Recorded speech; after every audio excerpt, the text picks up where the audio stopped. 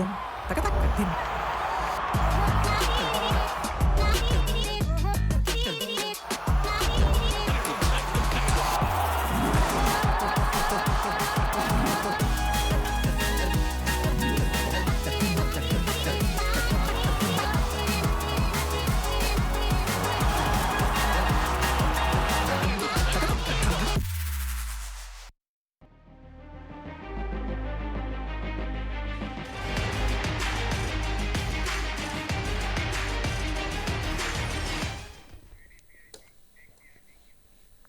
Hockey India league के हमारे खास शो में फिर से आपका एक बार स्वागत है। मैं हूं महावीर रावत और आज एक नहीं दो नहीं बल्कि तीन मुकाबले हैं। आज के मुकाबलों की तो हम बात करेंगे ही, लेकिन कल का वो जो मैच था वो आज भी हॉकी प्रेमियों के जहन में है, क्योंकि हर मुकाबले को, हर एक लीग को एक ऐसे मैच की ज़रूरत होती है ना जो उस लीग के स्तर को और बढ़ा देती है, या फिर जो एक और उसके जो इंटरेस्ट लेवल है वो ज़्यादा मज़ा आने लगता है। तो कल के मैच के भी हम बात करेंगे। हमारे साथ मौजूद हैं योगिता जी, बहुत बहुत स्वागत है एक बार फिर से स्टूडियो में। और आप ही कह रही थी कि भैया क्या ज़बरदस्त मुकाबला रहा, उसके बारे में तो हम बात करते हैं, लेकिन सबसे पहले फटाफट नज़र डाल लेते हैं कि आज जो मुकाबले हैं वो कौन से हैं, जिसमें दो अगर हम बात करें तो पुरुषों के मुकाबले हैं, लेकिन वो latter half of the day में है, और पहला जो मुकाबला है वो अब से कुछ ही देर में है, उसके भी हम आपको ग्राफिक्स बताएंगे। लेकिन सबसे पहले अगर हम ये कल की बात करें, हम जैसे बात कर रहे थे कि बहुत ही ज़बरदस्त ये मुकाबला रहा। योगिता जी, अब मैंने तो बहुत बोल लिया, आप ज़रा इस मैच के बारे में कुछ कहेंगे, कितना ज़बरदस्त ये मैच था। कल के मैच की अगर मैं बात करूं तो मतलब पूरी तरह से पैसा वसूल परफॉर्मेंस था। जी, जीत हार की बात अलग है, अगर हम स्टैट्स को देखें वो भी अलग बात है, लेकिन जो दोनों टीम्स ने परफॉर्म किया, जैसे एसजी पाइपर्स और टाइगर्स जिस तरह से खेले हैं पूरे मैच में, क्या नहीं था, पूरी तरह से full efforts, full dedication, players का जो इन्वॉल्वमेंट था, और जो शूट आउट्स पे ड्रॉ हुआ मैच, फिर सडन डेथ पे मतलब पूरा गया, लास्ट में जाके 7-6 का जो स्कोर रहा है। तो मतलब मैं पूरी तरह से बताना चाहूंगी आज के मैच में क्या क्या हुआ है, मैं बहुत मतलब अच्छा लगा।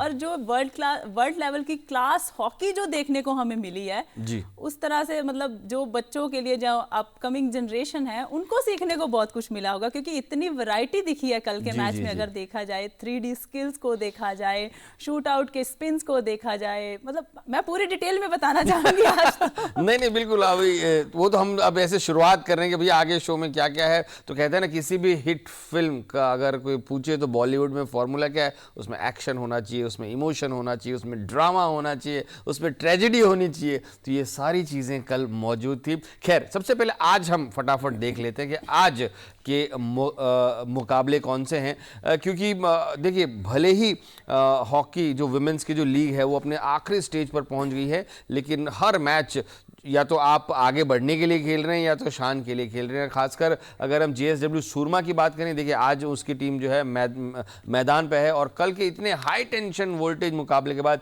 सांची बंगाल टाइगर्स जो है वो फिर से आज मैदान पे होगी। अब से कुछ ही देर में रांची में ये मुकाबला शुरू होगा। उसके बाद पुरुषों की अगर हम बात करें तो दो मैचेस वहाँ पे पुरुषों के हैं। हॉकी इंडिया लीग की जो टीम है वो आज मैदान पर होगी। देखिए, ये जो दो मैचेस हैं, हैदराबाद तूफान्स भी टीम होगी, उनका मुकाबला होगा रांची रॉयल्स के साथ, और सांची बंगाल टाइगर्स की जो पुरुषों की टीम है, मेरे ख्याल से ऐसा कुछ है कि जब मेंस वीमेन जो है इनकी एक ही दिन खेलते हैं। हॉकी इंडिया लीग की जो टीम है GC versus Sanchi Bengal tigers, और हैदराबाद तूफान वर्सेस रांची रॉयल्स। तो आज ये ट्रिपल मुकाबले हैं। तो हम फिर से आ जाते हैं उस मैच के बारे में जिसमें हम कह रहे थे कि action, drama, emotion, tragedy, 0-0 full time पे, और उसके बाद पेनल्टी शूट आउट हुआ, वो भी बिल्कुल बराबरी पर रहा, और फिर सडन डेथ। दोनों टीमें कैसा खेलें? देखिए, दोनों टीमों ने जैसा गेम दिखाया है कल के मैच में, एक्चुअली जो इंटेंसिटी दिखाई है, देखिए टाइगर्स अंडर प्रेशर थे क्योंकि उनके लिए सेमीफाइनल था ये मुकाबला, और एसजी पाइपर्स ऑलरेडी जीत चुके थे, तो वो कहीं ना कहीं थोड़ी कैजुअल हॉकी खेल सकते थे। लेकिन जिस तरह से एसजी पाइपर्स की टीम खेली है, जिस डेडिकेशन के साथ एंड विसल तक मैच पूरा इंटेंस बना हुआ था, और जिस तरह का गेम टाइगर्स ने कल दिखाया है, अंडर प्रेशर थे फिर भी इतना अच्छा गेम खेला, बहुत अटैकिंग खेल रहे थे। सेकंड क्वार्टर में काफ़ी अटैकिंग हॉकी दिखाई है टाइगर्स ने। तो मैच मतलब वर्ल्ड क्लास हॉकी देखने को मिली। मैच तो देखा, लेकिन उसके बाद जो शूट आउट्स हमें देखने को मिले और शूट आउट में जो वैरायटी देखने को मिली ना, वो बहुत मजेदार थी एक्चुअली।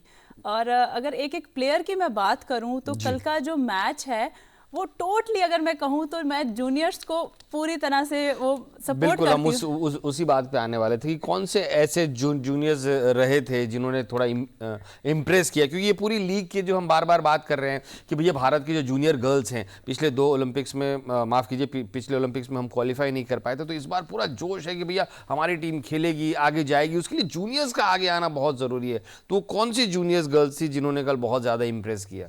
अगर शूट आउट की मैं बात करूं तो पूर्णिमा यादव ने जैसे वो शूट आउट लगाया, एक तो फर्स्ट में गई सबसे पहले, मतलब मैं इसमें प्रेज करूंगी कोच की भी कि वो लास्ट शूट आउट जो मैच में गया था तब भी पूर्णिमा यादव गई थी। अच्छा। लेकिन आज उन्होंने कल के मैच में दोनों गोल किए उन्होंने, और जिस तरह जिस कॉन्फिडेंस के साथ उन्होंने स्कोर किया है, और इसमें इतना अच्छा बॉडी शेक किया था इन्होंने, जो प्लेयर हैं इनकी एसजी पाइपर्स की, इन्होंने दोनों बार बहुत अच्छा बॉडी मूव जो दिखाया था ना, वो बड़ा ही मतलब अच्छा था कि गोलकीपर गिर गया उसमें, उसने कैसेलारो ने इतनी अच्छी तरह से बॉडी मूव किया, गोलकीपर बैलेंस खो गया और आराम से उसने गोल मारा। और अगर इनका आप नेक्स्ट देखोगे शूट आउट, तो वो भी इन्होंने ऐसे ही बॉडी मूव करके इन्होंने दोनों बार स्कोर किया है। बहुत ही अच्छी चीज की इन्होंने जी। और ऐसे में गोलकीपर्स का इम्तिहान बहुत ज़्यादा बढ़ जाता है, तो गोलकीपर्स क्या पहले से ही तैयार कर लेते हैं कि वो अपने आप को कहाँ मूव करेंगे, या फिर क्योंकि लास्ट मोमेंट में बहुत मुश्किल हो जाता है? हाँ जी, देखिए इन्होंने, मैनुअल ने पूरे मैच में भी बहुत 3D स्किल दिखाया। इन्होंने, ये मास्टर हैं 3D स्किल के। यहाँ पर इन्होंने शूट आउट थोड़ा सा बाहर मार दिया, लेकिन पूरे मैच में भी और पूरे टूर्नामेंट में इन्होंने इतने अच्छे 3D स्किल्स दिखाए। बॉल को हमेशा ये दिखाती हैं अपना जो इनका स्किल है, यही इनकी स्ट्रेंथ है, और इन्होंने पूरे दिखाया है टूर्नामेंट में भी। जी बिल्कुल। लेकिन बहुत ही जब पेनल्टी शूट आउट होता है तो इसकी तो पहले तो अभ्यास बहुत होता है ना? ऐसा नहीं कि पहले कि खड़े हो गए और वहाँ पे उसी समय सोचा। हर बंदा बहुत प्रैक्टिस करता है कि उसे क्या करना है, लेकिन फिर भी जो नर्वसनेस होती है वो कितनी ज़्यादा होती है? देखिए नर्वसनेस तो दोनों के ऊपर होती है, गोलकीपर के ऊपर भी होती है और जो शूट आउट ले रहा है उसके ऊपर भी होती है। ये इशिका ने मारा था और ये बहुत अच्छा रिजो ने सेव किया था, क्योंकि रिजो भी काफी अच्छा गोलकीपिंग की है उन्होंने, लेकिन बांसुरी सोलंकी आउटस्टैंडिंग खेली है। मतलब अभी सेकंड लाइन है जैसे, लेकिन इतना अच्छा खेली है वो, कितना अच्छा उन्होंने जैब टैकल करके जैसे शूट आउट लिया और थ्रू आउट द गेम भी अच्छा खेली है। लेकिन आपकी बात पे आती हूँ मैं दोबारा कि इसमें ऐसे होता है कि जो गोलकीपर और अटैकर में से जो अपनी नर्व कंट्रोल पहले कर लेता है ना, जो ज्यादा कॉन्फिडेंट है, वही जीत जाता है। अगर गोलकीपर कॉन्फिडेंस में है, क्योंकि 8 सेकंड का गेम है ये, बिल्कुल गोलकीपर कॉन्फिडेंस में है तो गोलकीपर ले लेगा बॉल, और अगर अटैकर थोड़ा कॉन्फिडेंस में, और स्किल भी मैटर करता है, पेशेंस भी मैटर करता है, काम कंपोज मूवमेंट में इजी कर देता है। जो थोड़ा पैनिक होता है उसको वो कहने के लिए बहुत आसान है, लेकिन देखिए जैसे आप कह रहे हैं कि भाई 8 सेकंड का खेल है, इसमें थोड़ा कंफ्यूजन गोलकीपर के भी दिमाग में रहता है, थोड़ा कंफ्यूजन जो है वो ये नॉब्स ने इतने अच्छा स्पिन किया था थोड़ी सी जगह पे। रिजो बहुत अच्छे से आई थी उस बॉल पे जो अभी दिखाया गया है, लेकिन उन्होंने इतना हल्का सा स्पिन करके, टर्न करके बहुत अच्छे से मारा ये स्कोर जी। और वैसे आप गोलकीपर खुद रही हैं, कितना उन्होंने इक्विपमेंट पहना होता है कि ऐसा लगता है यार ये तो बस ऐसे ही मुड़ना था और वो आराम से हो जाती। It is absolutely not possible कि आपने अगर एक तरफ अगर कमिट कर लिया फिर आप अपनी डायरेक्शन इतनी आसानी से चेंज कर सकते। हाँ जी, इसमें बहुत पेशेंस रखा बांसुरी ने, बहुत आराम से उन्होंने साइडवेज किया, और सुखबीर ने उनके थोड़ा पैड के ऊपर ही मारा ये शॉट। लेकिन ये है कि गोलकीपर के लिए थोड़ा मुश्किल होता है, क्योंकि ऑफ बैलेंस अगर गोलकीपर हो गया, इक्विपमेंट्स भी होते हैं, तो थोड़ा फ्रीडम अटैकर के पास ज्यादा होती है। लेकिन एज अ गोलकीपर मैं बता रही हूँ कि अगर हमने माइंड सेट कर लिया और थोड़ा ब्रेव हो गए, तो क्या है 8 सेकंड सिर्फ डिले करना है हमें। तो ये टोटली माइंड सेट है एक्चुअली। और यहाँ पे नवनीत ने इतना थोड़ी जगह से स्मॉल, मतलब उनको दिख रहा था, विजन था उनका, लेकिन बहुत अच्छे से उन्होंने रिवर्स से उसको बहुत अच्छा ट्राई किया और स्कोर किया। एक इन्होंने मिस किया और दूसरा इन्होंने, नवनीत ने स्कोर किया। और अगर मैं बात वही मैं कर रही हूँ जो पूर्णिमा यादव, मैं देखना चाह रही हूँ उनका भी कि अगर आप उनको देखोगे दोनों बार जैसे उन्होंने स्पिन किया है और जिस कॉन्फिडेंस के साथ उन्होंने मारा था जी, दिबात ने बहुत सिंपल चीज दिखाई कि आपको फैंसी स्किल दिखाने की ज़रूरत नहीं है। इन्होंने बहुत हल्का सा घुमाया बॉल और शूट आउट। मैंने इवन 3 बार देखा शूट आउट, मुझे इतना अच्छा लगा, तो मुझे पूरा पता है कि इन्होंने क्या क्या किया है। इतना अच्छा मैच था कल का जी। और आखिरकार आपको क्या लगता है कि जो जब पेनल्टी में बिल्कुल शूट आउट में कोई भी नतीजा नहीं निकला, फिर गया सडन डेथ में, और वहां पे तो फिर जैसे कहते हैं कि अगर वो शेर है तो यहाँ सवा शेर जैसी आपकी धड़कनें चलने लगती हैं। वहां पर भी आप कितने क्लैरिटी ऑफ माइंड के साथ अप्रोच करते हैं, वो ज़्यादा इम्पोर्टेंट है। बिल्कुल, देखिए सबसे बड़ी बात तो रिस्पेक्ट है दोनों टीम्स की एफर्ट की कि ये 3-3 ऑल खेले। बहुत ज़बरदस्त मुकाबला था, बहुत अच्छा मैच था। और दूसरी बात ये कि शूट आउट में भी फिर नेक टू नेक फाइट हुआ पूरा। एक सेट शूट आउट का हो गया और दूसरे में भी सेम परफॉर्म कर रहे हैं। बहुत सारे ऐसे प्लेयर्स हैं जिन्होंने फर्स्ट शूट आउट में भी स्कोर किया और दूसरे शूट आउट में भी स्कोर किया। तो वो बहुत अमेजिंग था। तो वर्ल्ड का मैं कह सकती हूँ कि बेस्ट वर्ल्ड लेवल के शूट आउट्स देखने को मिले, वर्ल्ड क्लास हॉकी देखने को मिली, स्किल्स देखने को मिले। और इससे भी अच्छी चीज ये थी कि कल स्ट्रोक्स हुआ शूट आउट में भी, एक स्ट्रोक दोनों को मिला। और वो जो स्ट्रोक लोला रियारा ने जैसे स्ट्रोक लगाया, उन्होंने राइट कॉर्नर में मारा वो, और इतना अच्छा था कि वो देखने को बहुत कम मिलता है ऐसा स्ट्रोक। ये सुखबीर ने किया था स्कोर, बहुत सिंपल चीज की, लास्ट में गई थी। बहुत ही यंग प्लेयर हैं और ये विनिंग गोल उन्होंने दिया है। तो आप कॉन्फिडेंस देखिए, इतनी छोटी है ये लड़की, लेकिन जूनियर्स ने जो कॉन्फिडेंस दिखाया है। बात करूं अगर मैं पूर्णिमा यादव की, बात करूं अगर मैं सुखबीर की, और सोनालिता टोपो जिसका नाम मैं बहुत बार बार लेती हूँ, जी पेनल्टी कॉर्नर में उन्होंने कल ऐसा रश किया है कि उन्होंने वर्ल्ड की बेस्ट ड्रैग फ्लिकर गौरजलानी को लाइन क्लोज किया, मारने नहीं दिया, स्कोर नहीं करने दिया। उनकी स्ट्रेंथ थी टाइगर्स की गौरजलानी, लेकिन एक 18 साल की लड़की इतनी हिम्मत रख रही है कि वो पूरी लाइन ब्लॉक करे। तो आप सोच सकते हो कि हमारी जो फ्यूचर हॉकी है वो कहाँ पे जा रही है। जी बिल्कुल। और मैं बार बार कह रहा हूँ कि कराची बंगाल टाइगर्स जो है, ऐसा लग रहा है कि वो बहुत सही टाइम पे पीक कर रही है। और ये टीम जो कल की शानदार जीत के बाद देखिए आज तो बस ऐसा उनको लग रहा होगा कि जब जीतते हैं तो बॉडी थकान भी नहीं होती है, ये भी, और जब हारते हैं ना तो फिर थोड़ा बॉडी और ज़्यादा हैवी नज़र आती है। लेकिन अब ये टीम नंबर 1 पर है और जिस तरीके से उसके हाव भाव हैं वो अचानक नंबर 3 पर थी, और 1-2 बहुत क्लोज मुकाबले भी उनके हाथ में नहीं रहे थे। लेकिन उसके बाद जो उसने जीत की एक सिलसिला शुरू किया। और एक नज़र हम पॉइंट्स टेबल पर भी डाल देते हैं, क्योंकि हमने पॉइंट्स टेबल पे बात ही नहीं की है कि कल के मुकाबले के बाद जो है वो पॉइंट्स टेबल किस तरीके से पूरी तरीके से हिल गया है। एक समय था जब कराची बंगाल टाइगर्स नंबर 3 पे थी, रांची रॉयल्स उससे ऊपर थी। लेकिन अब अगर हम देखते हैं तो कराची बंगाल टाइगर्स अब नंबर 2 पर आ गई। एसजी पाइपर्स नंबर 1 पर बनी हुई है 11 अंकों के साथ। रांची रॉयल्स और जेएसडब्ल्यू सूरमा हॉकी क्लब की कहानी यूं कह सकते हैं कि लगभग अब खत्म हो गई। लगभग ना ही कहें तो अब खत्म हो ही गई है। क्वालिफाई कर चुके हैं दोनों टीमें, कराची बंगाल टाइगर्स और एसजी पाइपर्स। तो वही है कि जो दूसरी 2 टीमें हैं वो फाइनल नहीं पहुंची, लेकिन लीग खत्म नहीं हुई, शो अभी बाकी है। और हम खिलाड़ी ना आर्टिस्ट की तरह होते हैं, तो दुनिया हमें देख रही है हमारा आर्ट देखने के लिए। तो मतलब पब्लिक डिजर्व करती है कि जो शो बाकी है वो पूरी तरह से देखें। जी बिल्कुल, ये लाइन मैं अक्सर यूज़ करता हूँ कि जो खिलाड़ी होते हैं वो एक आर्टिस्ट होते हैं, और जिस तरीके से वो उन्हें एक स्टेज चाहिए आर्टिस्ट को परफॉर्म करने के लिए, उन्हें भी एक स्टेज मिलता है। और अभी काफ़ी कुछ बाकी है, लेकिन तारीफ़ करनी होगी दीपक ठाकुर की, जिस तरीके से कोच ने उन्हें काफ़ी मोटिवेट किया। क्या कुछ खास आपको लगा कि कराची में पिछले 2-3 मैच से बहुत अच्छा कर रही है? देखिए दीपक ठाकुर जी की अगर मैं बात करूं तो लास्ट प्रीवियस एडिशन में वो मेंस टीम के साथ थे और उनकी टीम चैंपियन बनी। और आलम जो असिस्टेंट कोच हैं और दीपक ठाकुर जो हैं, ये दोनों ही मेंस के साथ थे, लेकिन इनको विमेंस के साथ लाया गया कि मतलब विमेंस टीम भी अच्छा करे और इम्प्रूवमेंट आए। तो उन्होंने अपना रोल इतने अच्छे से निभाया है कि देखिए लास्ट एडिशन में ये टीम नहीं थी टॉप 2 में, और अभी ये टीम टॉप 2 में मतलब पहुंच गई है फाइनल में। आई होप कि आगे भी अच्छा हो, ये अनप्रडिक्टेबल है कि कौन जीतेगा।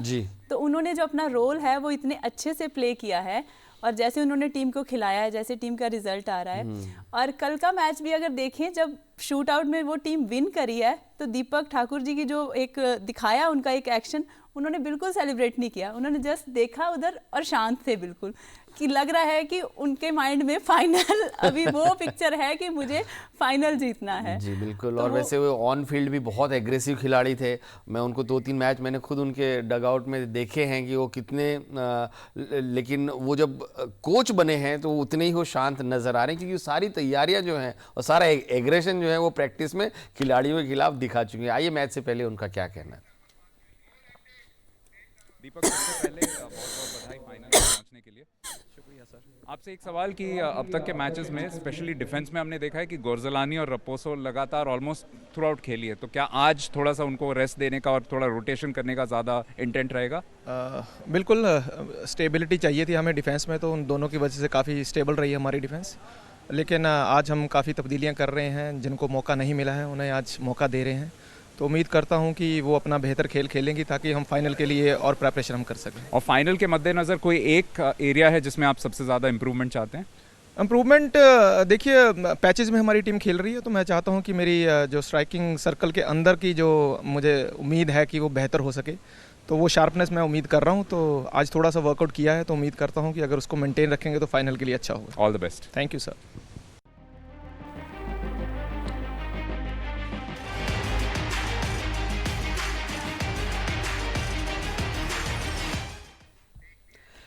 तो कोच ने साफ कह दिया है कि कल के महामुकाबले के बाद अब कुछ खिलाड़ियों को हो सकता है थोड़ा आराम दिया जाए, कुछ चेंजेस उन्होंने कहे कि जिन्हें मौके नहीं मिले उन्हें मौका दिया जाए। ये कैसी रणनीति है, या फिर अक्सर लोग विनिंग कॉम्बिनेशन के साथ जाते हैं? देखिए, ये ना पर्सन टू पर्सन वेरी करता है। एक्चुअल हर कोच की जो फिलॉसफी है वो डिफरेंट है, सोच अलग है। लेकिन ये बहुत सही बात है, क्योंकि लास्ट जैसे वो एक मैच हारे थे तो उसमें कहीं ना कहीं बाकी प्लेयर्स को चांस नहीं मिला था। तो ये अच्छी बात है कि जो प्लेयर्स चेक नहीं हुए वो बिफोर फाइनल्स, एक तो उनको अच्छा मैच मिल रहा है और अपने वो प्लेयर्स को भी चेक कर सकते हैं और इसके साथ साथ वो अपने एरर्स पे भी काम कर सकते हैं। जी बिल्कुल। और आंकड़े भी अगर एक नज़र डाल लेते हैं कि कराची बंगाल टाइगर्स के अभी तक क्या रहा है, उनके अभी तक की जो जर्नी है वो उनकी अभी तक कैसी रही है। शुरू में कुछ उन्हें झटके लगे थे, लेकिन हम देख रहे हैं कि पिछले 2-3 मुकाबलों से टीम बिल्कुल A1 खेल रही है। ये उनकी अभी तक की जो जर्नी है in the tournament so far tigers की। सूरमा से वो उन्होंने हराया, फिर वो रॉयल से हारे, वो भी बहुत बड़े अंतर से। फिर उन्होंने पाइपर्स को हराया, फिर रॉयल्स को हराया और फिर से पाइपर्स को हराया। जबकि सूरमा अब क्या ही बोले, वहाँ उस ग्राफिक्स को रहने ही देते हैं, क्योंकि खेली बहुत अच्छी है लेकिन रिजल्ट्स उसके पक्ष में ज़्यादा नहीं थे। ये दोनों की अभी तक की कहानी है कि 5 गोल टाइगर्स ने किए हैं, सूरमा ने 3 किए हैं, और 8 टाइगर्स ने गोल खाए भी हैं, उतने ही गोल सूरमा ने खाए हैं। पेनल्टी कॉर्नर दोनों के 29-19, और जो पीसी कन्वर्जन रेशियो है वो 21.1%, काफ़ी बेहतर है सूरमा के मुकाबले। पिछली बार भी ये दोनों टीमें आमने सामने हुई थी, आइए तब वहाँ पर क्या था। टाइगर्स ने मुकाबला 1-0 से जीता था, बहुत कड़ा मुकाबला ये रहा था। पेनल्टी कॉर्नर 13 मिले थे सूरमा को, लेकिन एक भी वो कन्वर्ट नहीं कर पाए। सर्कल एंट्रीज 28, 9 वहीं टाइगर्स के पास थी। शॉट्स ऑन टारगेट सिर्फ 1 रहा, जबकि टाइगर्स ने 2 रही। और बॉल पोजीशन आप देखिए, सूरमा के पास लगभग 70% बॉल पोजीशन होने के बाद भी वो टीम हारी है। और इसीलिए हम ज़्यादा वो बात नहीं करना चाहते, क्योंकि मैं जब भी हम खिलाड़ी भी थे, जब भी हम थोड़ा बहुत समझते भी हैं, तो हमें ऐसा लगता है कि हारने के बाद ना ज़्यादा आंकलन नहीं करना चाहिए, क्योंकि हारने के बाद सब कुछ ही बुरा लगता है। तो आपके जीतने के बाद आप ज़रूर आंकलन करें कि भाई हम कहाँ इम्प्रूव कर सकते थे, हम अपनी स्ट्रेंथ को और कर सकते थे। तो जीतते हुए भी जो टीम अपनी कमज़ोरी पर काम करे वो टीम अक्सर चैम्पियन बनती है। एक खिलाड़ी जिसका नाम आता है, क्योंकि हम पेनल्टी कॉर्नर जो कन्वर्जन की बात कर रहे थे, तो गोरजलानी की अगर हम बात करें, वो खिलाड़ी एकदम बहुत खास नज़र आई है। उस खिलाड़ी में क्या खास बात है? देखिए, एक तो वो है कि वर्ल्ड की बेस्ट ड्रैग फ्लिकर है वो, उससे भी अच्छी वो डिफेंडर हैं और बड़ी अच्छी टीम लीडर हैं, वो सबको लेके चलती हैं और ये तो सब जानते हैं। लेकिन इसके अलावा अगर मैं बात करूं गोरजलानी की, तो उनकी अगर लाइफ हिस्ट्री में देखा जाए तो गोरजलानी के जो मदर हैं वो हॉकी प्लेयर हैं और जो उनके फादर हैं वो वेटरन सोल्जर रह चुके हैं। तो मतलब इतना स्ट्रॉन्ग बैकग्राउंड जहाँ से वो आई है कि मदर उनकी हॉकी प्लेयर और फादर उनके वेटरन वार में किसी में वो वेटरन सोल्जर रह चुके हैं। तो मतलब देखिए कि वो उनका जो जज्बा है वो ग्राउंड के अंदर दिखता है, जब वो बॉल लेके चलती हैं, जब वो ड्रैग फ्लिक करती हैं। तो ये भी एक बड़ी अच्छी सीखने वाली चीज़ है कि आप किस माहौल में, आपकी अपब्रिंगिंग कैसी है, वो पूरी तरह से फील्ड में दिखता है, जो उनका बिहेवियर है, जो उनका एटीट्यूड है। जी बिल्कुल। तो और टीम में बहुत अच्छा काम वो तो कर ही रही हैं, लेकिन साथ ही साथ जूनियर और सीनियर्स का भी एक बहुत अच्छा तालमेल इस समय नज़र आ रहा है। आइए एक सीनियर खिलाड़ी सलीमा टेटे का क्या कहना है आज के ख़ास मुकाबले से पहले, आइए सुनते हैं।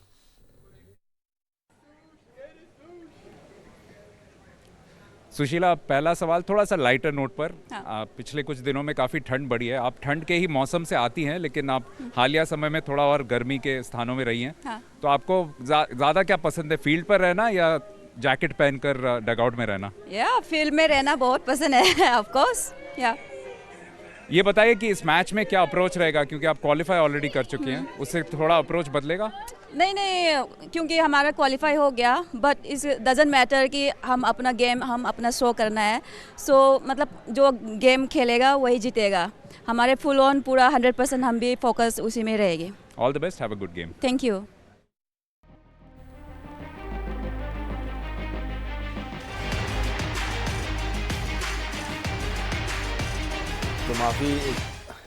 तो माफ़ी चाहते हैं कि वो सलीमा टेटे नहीं बल्कि चानू थी, लेकिन वो एनर्जी बहुत हाई है इनकी। और आज काफ़ी ज़्यादा चांस अगर मिल सकता है, जैसे कि कोच ने कहा है कि भैया हम नए खिलाड़ियों को अपने चांसेस देंगे। जो हम गुरजलानी की बात कर रहे थे, क्या उसका इम्पैक्ट आपको लग रहा है कि पिछले गेम्स में बाकी जो फ्रिंज प्लेयर्स हैं, जूनियर्स प्लेयर हैं, उन पे कुछ हुआ है? बिल्कुल, देखिए, क्योंकि गौरजलानी के साथ जैसे बैक में मनीषा खेल रही है, तो गौरजलानी और रपोसो का बहुत अच्छा डिफेंसिव ब्लॉक है। वो रपोसो भी बहुत आउटस्टैंडिंग गेम खेल रही है, लेकिन उसके साथ जब महिमा चौधरी आ रही है, मनीषा आ रही है, तो वो लोग भी उतना सपोर्ट कर रहे हैं। तो यही ब्यूटी है हॉकी इंडिया लीग की कि जो हमारे जूनियर प्लेयर्स हैं वो उनसे सीख रहे हैं और इंस्पायर हो रहे हैं, क्योंकि जो गौरजलानी की एनर्जी है फील्ड के अंदर, वो लीड करती हैं। जब वो बॉल लेके चलती हैं, बड़ा क्लियर उनका विजन रहता है कि मुझे कहाँ बॉल खेलनी है, कहाँ ड्रैग मारना है। जो उनका बिहेवियर है पूरा मैचेस में देखा जाए, तो ये यंगस्टर्स के लिए सीखने के लिए बहुत ही अच्छी चीज़ है, एक्चुअली बहुत अच्छी चीज़ है। और अब बात करते हैं, दूसरी टीम भी खेल रही है, ऐसा नहीं कि सराची बंगाल टाइगर्स खेल रही है। उसकी टीम कहते हैं ना कि भाई जो उगते हुए सूरज को सब सलाम करते हैं, तो इस समय सराची बंगाल टाइगर्स का सब कुछ सही नज़र आ रहा है, तो थोड़ा सा समय उन पर ज़्यादा चला गया है। लेकिन अगर हम बात करें GSW सूरमा की, तो ये टीम भी बहुत अच्छा खेली है पैचेस में, और आज आई है।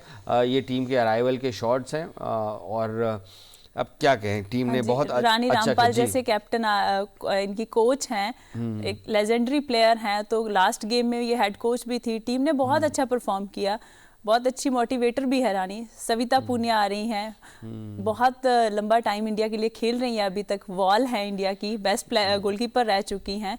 मुमताज खान है, एक्सपीरियंस प्लेयर है। तो टीम बहुत अच्छी है इनकी, और लास्ट गेम में इन्होंने दिखा भी दिया कि वाई दे आर सूरमास, क्यों ये हैं सूरमास। बहुत अच्छा खेले हैं इन्होंने, बहुत अच्छा गेम दिखाया, एग्रेशन दिखाया, अपनी स्ट्रेंथ दिखाई इन्होंने। तो आई थिंक कि आज का मैच अगर देखा जाए तो प्राइड वर्सेस मोमेंटम होगा।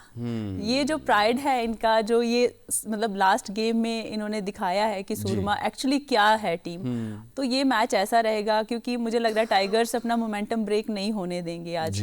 और सूरमास जो अच्छा खेल लिया, अब उनको पता चल गया, क्योंकि उनको एक विन नहीं मिल रही थी, वो विन उनको मिल गई है।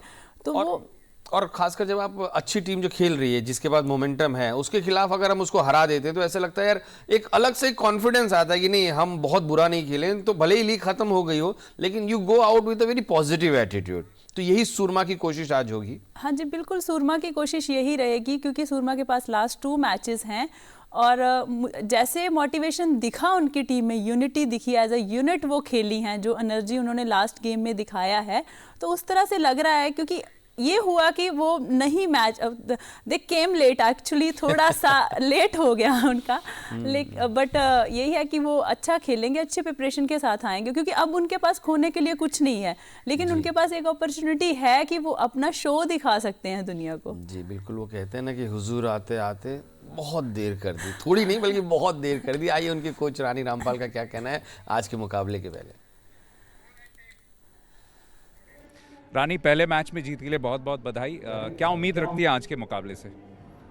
बिल्कुल, लास्ट गेम से हमारी टीम को काफ़ी कॉन्फिडेंस मिला, जिस चीज़ का हम काफ़ी स्टार्टिंग से वेट कर रहे थे। और I think today is all about pride, कि आज वो प्राइड के लिए खेलना है। We have nothing to lose and girls are quite confident and I am sure they will fight for every single ball. All the best. Thank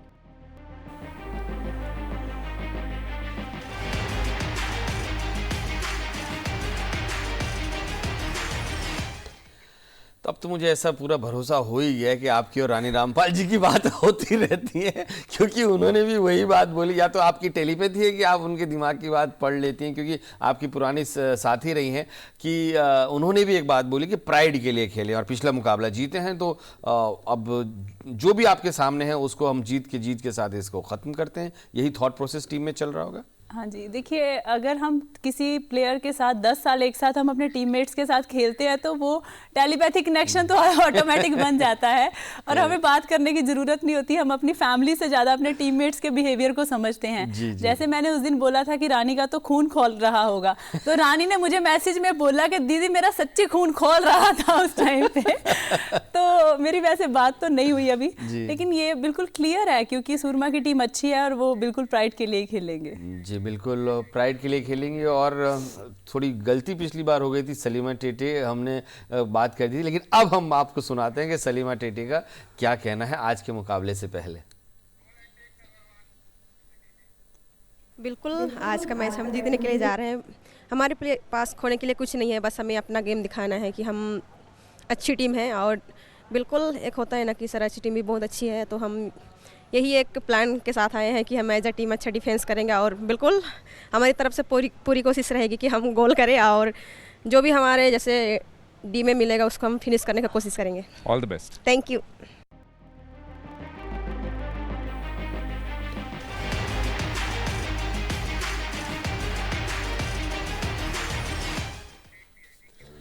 तो भैया सूरमा ने साफ कह दिया है कि भले ही वो बाहर हो गए हैं लेकिन वो प्राइड के लिए खेलने वाले हैं। और जैसे आपने क्या कहा था, प्राइड वर्सेस मोमेंटम। योगिता जी का कहना है कि प्राइड वर्सेस मोमेंटम। कल इन्होंने कहा था ये फ्रीडम वर्सेस अर्जेंसी, तो वो भी हमने देखा क्या ज़बरदस्त मैच था। तो आज जो प्राइड वर्सेस मोमेंटम की बात है, और दोनों खतरनाक शब्द हैं, कौन जो जीत की भूख होगी ना उसकी कौन सी टीम के पास ज़्यादा होगी? नेचुरली अगर देखा जाए तो सूरमा के पास ज़्यादा भूख होगी, क्योंकि कहीं ना कहीं टाइगर्स आज अपने बेंच स्ट्रेंथ को यूज़ करेंगे, वेरिएशंस यूज़ करेंगे, और करना भी ये चाहिए, बनता भी यही है कि जो एक अच्छा कोच है वो यही चाहेगा कि अगर मैंने किसी प्लेयर को चांस नहीं दिया, जैसे कि अगर Gurjeet Kaur might be she is injured, मुझे नहीं पता कि वो इंजरी है या क्या रीज़न रहे वो नहीं खेली, तो आई थिंक मुझे लग रहा है कि बेंच स्ट्रेंथ बहुत अच्छी है टाइगर्स के पास और वो यूज़ करेंगे। लेकिन सूरमास के पास ये है कि उनको वेकअप कॉल मिल गया था पहले, लेकिन परफॉर्म किया थोड़ा लेट उन्होंने, लेकिन अब उनको पता है वो अच्छे हैं, तो एटलीस्ट वो अपने नेक्स्ट सीजन के लिए देख लो या कैसे भी वो ऑल मतलब 100% जाएंगे, मुझे लग रहा है 100% जाएंगे। और वैसे सिर्फ ये मैच नहीं है, 2 पुरुषों के मुकाबले भी हैं, और पुरुषों के मुकाबले अब धीरे धीरे देखिए विमेंस जो है वो अपने एपिटोम पर जा रही हैं और फाइनल उसका बस होने ही वाला है। लेकिन पुरुषों की अगर हम बात करें तो उनका अब धीरे धीरे मोमेंटम बढ़ता जा रहा है। ये 2 मैचेस हैं, हॉकी इंडिया लीग की जो नई टीम जीसी है वो है, और साथ ही साथ कराची बंगाल टाइगर्स की टीम है। वहीं दूसरा मुकाबला जो है वो हैदराबाद तूफान्स और रांची रॉयल्स का। अंक तालिका पर भी अगर हम नज़र डालें तो वो पता चल जाएगा कि जो पॉइंट्स टेबल है मेंस का वो भी अब धीरे धीरे, क्योंकि आज जो मुकाबला है वो 2 ऐसी टीमों के बीच में है जो एक भी मैच नहीं हारी हैं, और 2 ऐसी टीमों के बीच में जो जीती नहीं है। बहुत शुरुआती दौर है, लेकिन इस समय तमिलनाडु ड्रैगन्स जो हैं वो नंबर 1 पे हैं, हालांकि उसने एक मैच ज़्यादा खेला है। वहीं वेदांता और कराची बंगाल टाइगर्स ने भी अभी तक जो मुकाबला हुआ है वो जीता है। तो फिलहाल हमारे पास शो में इतना ही टाइम है। योगिता जी बहुत बहुत शुक्रिया तमाम बातों पर चर्चा करने के लिए, और जब मैच के बाद हम मिलेंगे तो उम्मीद करते हैं कि आपकी जो प्राइड वर्सेस मोमेंटम की थियरी है उस पर हम ज़्यादा बात करेंगे। बहुत बहुत शुक्रिया तमाम बातों पर बात करने के लिए, और चलते हैं अब ग्राउंड के लाइव एक्शन की तरफ।